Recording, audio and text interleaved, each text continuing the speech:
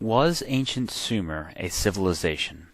Today, once again, we're going to visit ancient Sumer, and we're going to decide if it meets the requirements to be considered a civilization.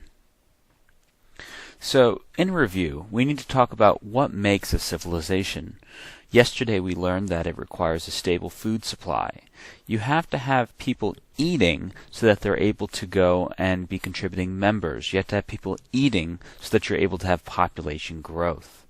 Also, you need a social structure in order to be a civilization.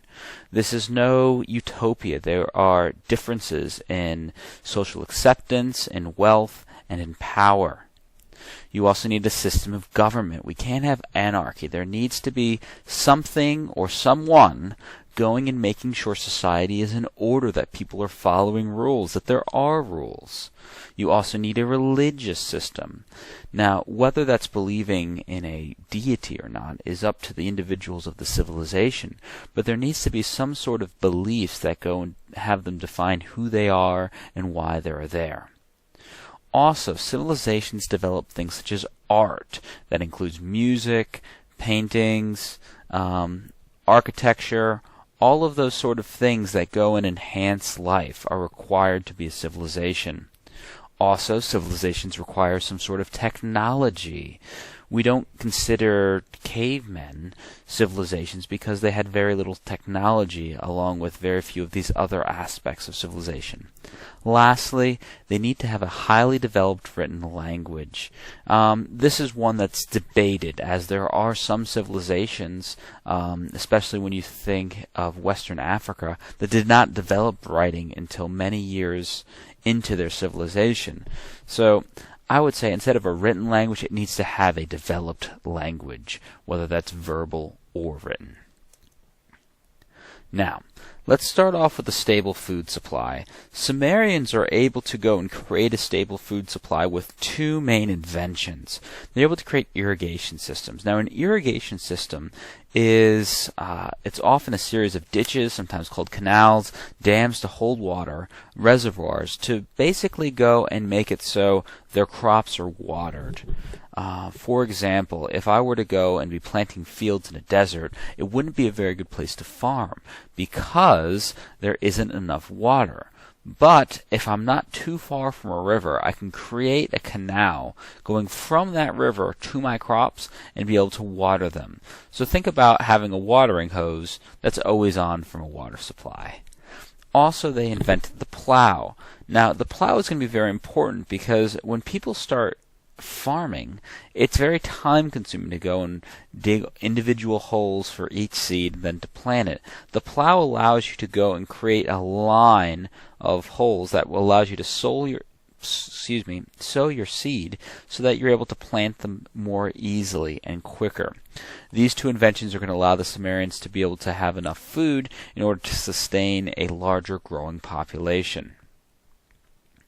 Now, with that larger growing population, you're going to need to be able to organize the society. Sumerian culture was organized into three main groups. We have the upper class, which included priests, people who own land, the government officials. These people are going to be living much better than those others in Sumeria.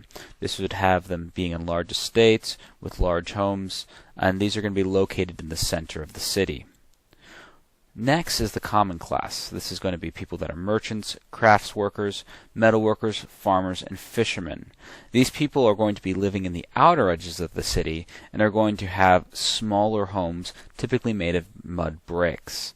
Lastly, there will be slaves, which are going to live with their owners, and they're not going to have any property.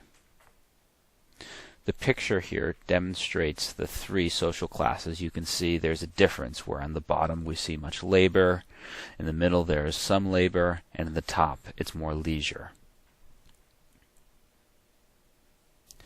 Next is the government.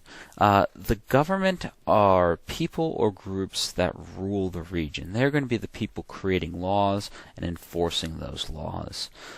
the Sumerians chose to have kings for their government. The kings had several roles that they had to do. Their main job was enforcing the laws and collecting taxes. With that tax money, they would go and build temples, have the irrigation systems created and then maintained, and also they'd be expected to go and make military decisions. The government didn't just include the king, but include the army and the officers and generals, governors who would be going and doing the bidding of the king, scribes, which were the few people who knew how to write, and then people whose sole job was to make sure that the irrigation systems were maintained and not clogged. Remember, if you don't have a stable food supply, which the irrigation systems allowed, you aren't going to be able to sustain your population. Religion, as we said, is another aspect of a civilization. Now, this is the beliefs that often include gods or gods, and they go and are their method for understanding why they are there on Earth. They built ziggurats to be able to go and worship their gods. These are often like pyramids, although often more rectangular, and they were considered temple towers. Now, art. Because you have the stable food supply, you're able to go have people with specialized jobs. Some people are going to choose to be creating works of art. This allows to see the forms of expression in the civilization and provided fun activities for the people there. They used metal. Some of their art was considered be cups, mirrors, jewelry. We have artisans going making the ziggurats fancy, with people making weapons. For music, we know they had the lyre, which is a small harp. They had pipes, so think early flute, and drums.